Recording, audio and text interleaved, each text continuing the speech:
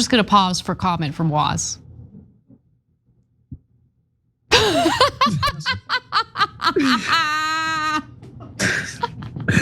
Your mom? I'm asking you, how do you think you did? I think I did fine. My intention wasn't to play nice. Some people are messaging me on my neck. What do you think? I don't know. People are saying stuff. And I'm listening to a song called Ain't Nothing Gonna Break My Stride, Ain't Nothing Gonna Slow Me Down. And that's how I feel about this. I said, sure, I'll debate Dave Smith. Listen, there's no doubt that Dave Smith is smart or wise or well-read. Hey, where do you go and be professionals? That's not how I handle debates. Waz, I'm curious if you're familiar with Adam Sosnick over at the PBD podcast. I'm not familiar with his game. Obviously, the boss, the co-host, been seeing clips of him for years, the Bet David character, but I'm not familiar with his Robin, if you will. Okay, well, it does seem as though he's a little bit embarrassed by his Robin. Let's just put it that way. And I would be embarrassed too. I don't blame PBD because Adam Sosnick made an absolute fool out of himself during a debate against Dave Smith on Piers Morgan's program. Now, this happened last week while I was away, and I hated being away because I wanted to talk about this on the show. TYT did cover it, but for those who missed that story, I want to give you just a little taste of how that debate went down. So why don't we actually start off with what apparently riled Sosnick up about Dave Smith. And it was about something Dave Smith said in a previous debate about what the US really signals to the world through its foreign policy. Take a look. The IDF is the worst terrorist organization in the region. Let's get real. The United States of America is arguably the worst terrorist organization in the world. If you want to look over the last 25 years, how many innocent civilians we've slaughtered. You're saying the United States is a terrorist organization. You've already lost the debate. You live in America, tough guy. You have the luxury of sitting in your little studio with your hooded sweater like you're 17 years old. The regime, do you mean all American presidents? I'm 17 years old. Who's your favorite president in the last 50 years? Adam, I'm 17 years old. Who's your favorite president in the last 50 years? I have a wife and children. Who depends on you, Adam? Your mom? Okay, I also have if you want to make it personal, other, so you want to go personal? You have a significant other. We can go as personal as we can go. No, I'm trying not to. We can go as personal as you want. Respond to one thing. I don't Adam. care, Dave. Adam, some substance. I don't care. I know, because you don't know anything. Dave, you're a radical. So move on. So stop picking a fight with me, dude. You don't know anything about anything. I'm just gonna pause for comment from Waz.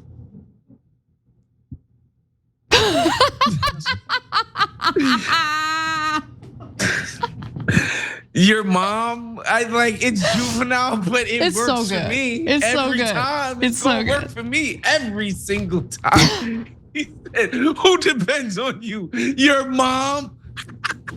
Okay. He didn't like that one. He didn't enjoy that one. No, of course he didn't. You could see it in his face. It's so good. I've watched that clip so many times. Okay, but look, Dave Smith, to his credit, sometimes I get really upset at myself because I can't help myself and I'll throw the first jab. Dave Smith is not that guy. He never throws out a personal attack or a jab like that. So if you watch the full exchange, Adam Sosnick is making fun of the way he's dressed and stupid stuff like that. So if you're gonna make it personal, and I know this, if I'm gonna make it personal, I expect it to come back at me, right? I'm gonna accept it and I'm not gonna complain about it.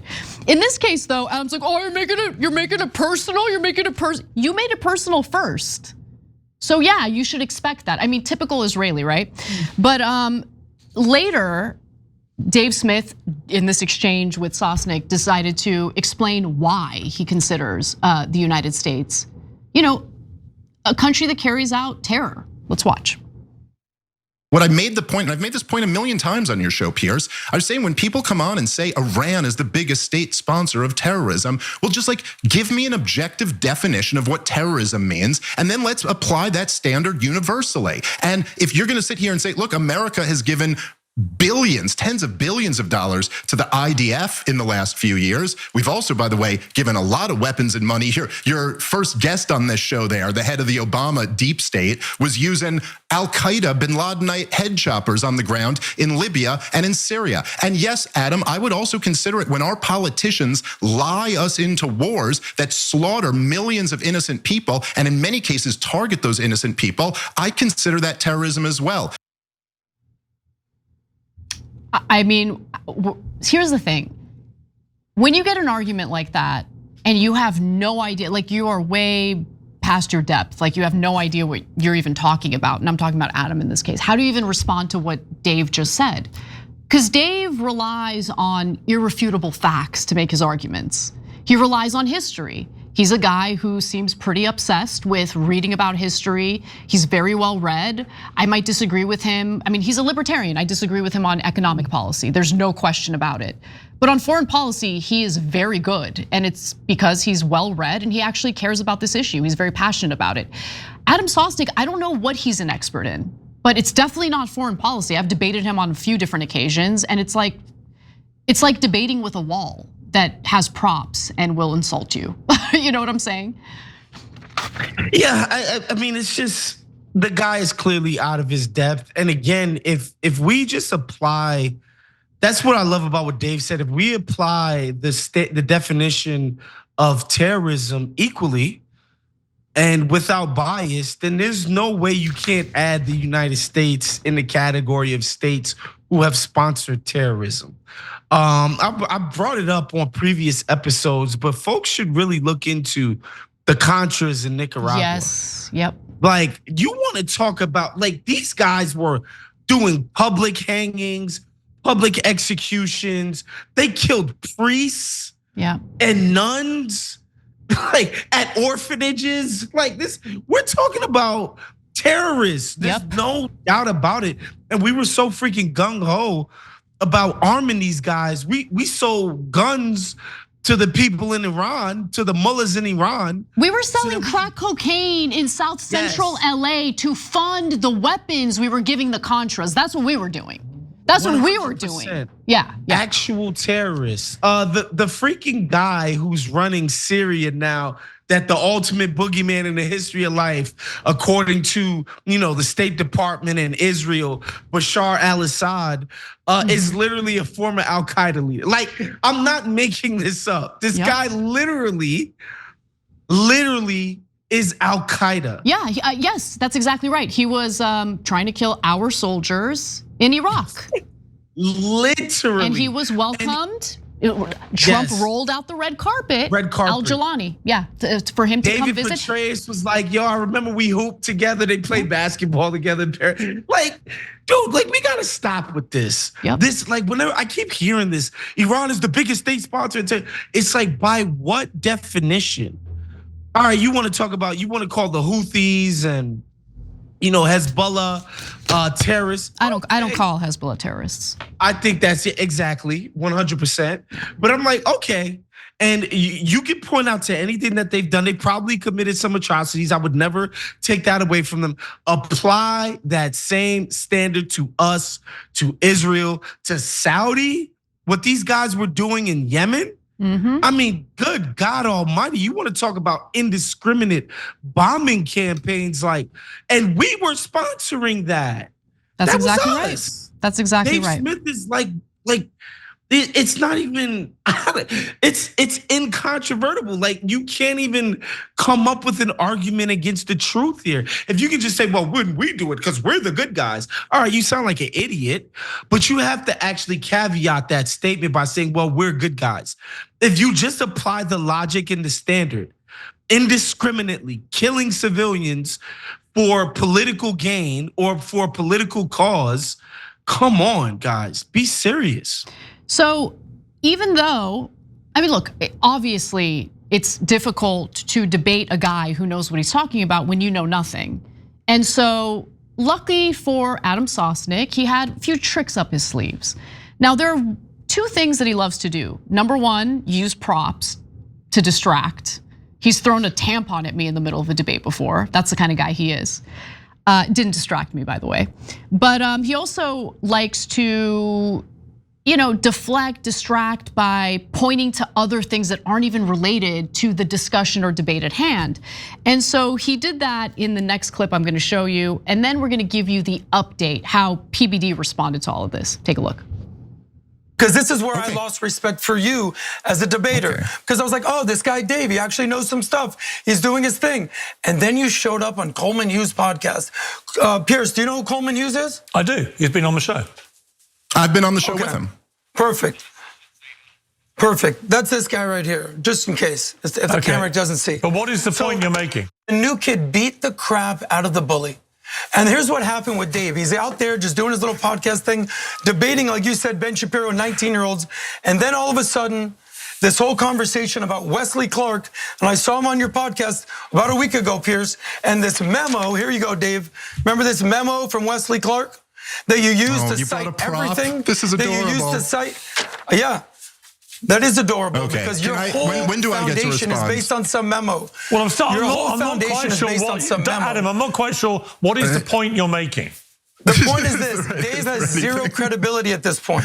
Dave has zero credibility. Well, you don't really get to decide and he that. ran The into people, somebody the audience gets that to decide completely that. bullied. What audience? Okay. The four people that show up to your comedy show at the Ha Ha Hut. The Ha Ha Hut.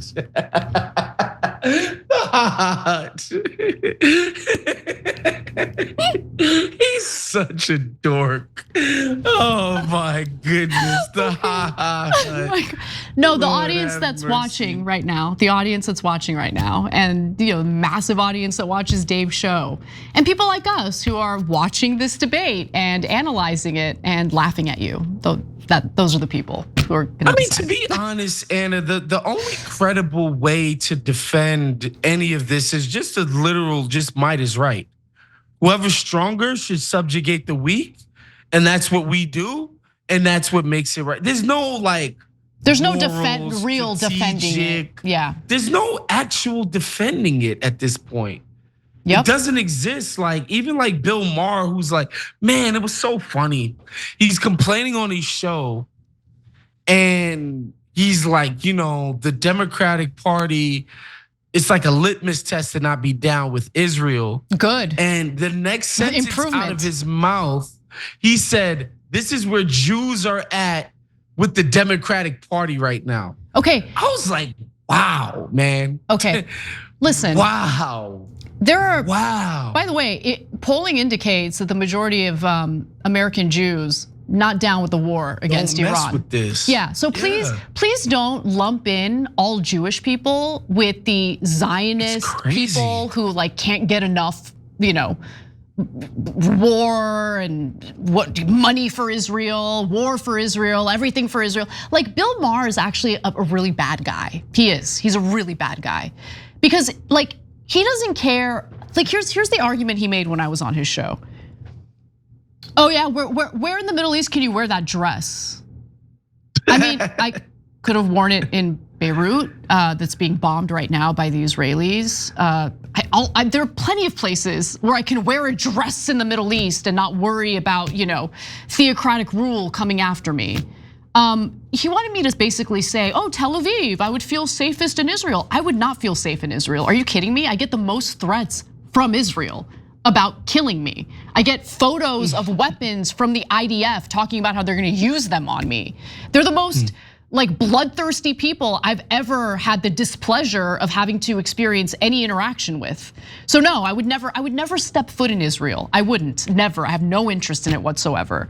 I would rather go to freaking, I don't know, name a place that's considered unsafe. I'll go there first before I would step foot in Israel. But with all that in mind, let's go to what I would literally hang Cenk for if he did it to me. So if I had a really bad debate, which doesn't happen often, you know what Cenk would do? Cenk would try to cheer me up. That's the kind of person Cenk is, okay? He is a deeply decent human being, and he'd be honest with me, okay, you can improve a little bit here and there, but don't sweat it. You'll do better next time, okay? He's such a good person. And he builds people up. And that's what I really love about him. And that's why I'm so loyal to him. And I've been here for such a long time because I can trust him. And I know he's not going to throw me under the bus. Now, I don't know what was going through Patrick Bet-David's mind when he did this, but he did decide to ambush Adam Sosnick live on their show for a little bit of a spanking, okay?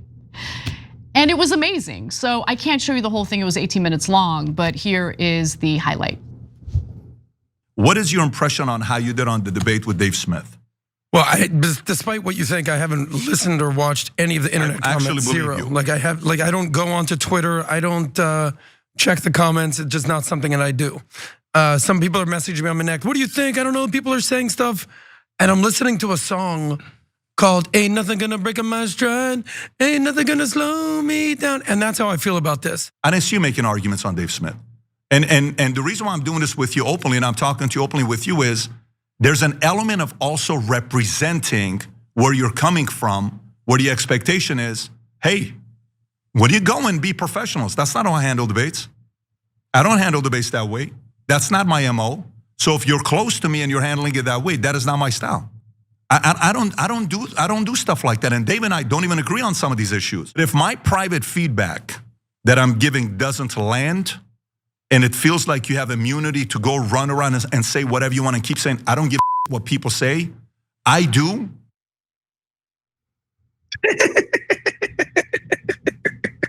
Adam just took it. He just took it. I'd quit live on air. I would just quit. There's no way. You got an issue with the way, you have a problem with my behavior, my conduct, and how I'm representing the company, that's okay. You can talk to me about it. You don't ambush me on air with that. And he just took it, like bent over and took it. It was amazing. It was amazing. So, yeah, maybe he knows that he was actually as trash as we could obviously see that it was. And some of the bluster has to wipe off when the guy's right in front of your face and he's your boss. And he's just like, bro, don't be a scrub. Or just don't do these debates. How about that? That's the right answer. That is the right answer. I don't know why he keeps doing these debates. He gets his ass handed to him every single time without fail. And I'm not exaggerating. Go look up Adam Sosnick debates. And if you want to debate, debate someone on your level. Like a 5-year-old. I would imagine though, on these things that he's debating people about, and he doesn't know anything. He doesn't know anyone, excuse me, obviously he doesn't know anything. He doesn't know anyone or isn't close to anyone who is on the other side of this stuff.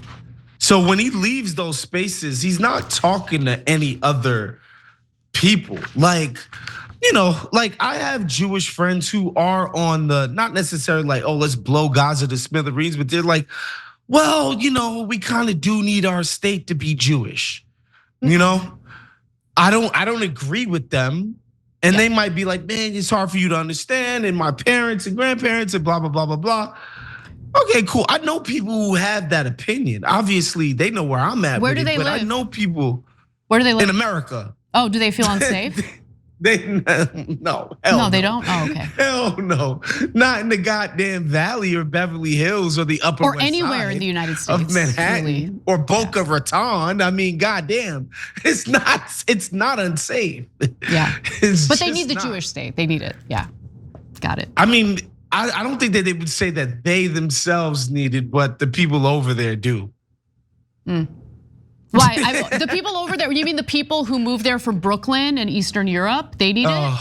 So they need, nuts. Is Brooklyn unsafe for them? Dude, and it's crazy too, and I watch some, cause they're doing the state censored media where you're not allowed to really see the damage that's being inflicted on Tel Aviv and others in northern or southern Jerusalem, southern Israel and all that other stuff.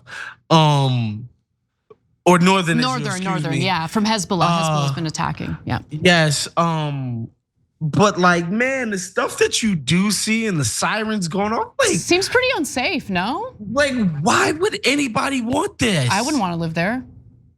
How could this be the best option of how to carry on over there? How do you feel safe when you're running into your shelters several times a day because your government is obsessed with war and expanding your borders? How do you feel safe? How is that safer than the United States or any other place you came from? They don't do that in the Upper West Side. I know that for a fact. If anybody's ever been to Southern Florida, man, I'm telling you, Boca Raton is nice. It's beautiful. Y'all. It's so beautiful. Telling y'all, man, ain't no bomb shelters over there. True. I swear to God. True. Beverly Hills with the Persian Jews. Woo! Primo. They're doing There's real no well. Sirens. They don't look or scared at bombs. all. They don't look scared at all. Shelters, Yeah. Man. Anyway. They're having a great time at Mastro's. I'm telling y'all. They are. All right. I'm telling y'all. You did it, Waz. You cheered me up. Okay. Every time you ring the bell below, an angel gets his wings. Totally not true, but it does keep you updated on our live shows.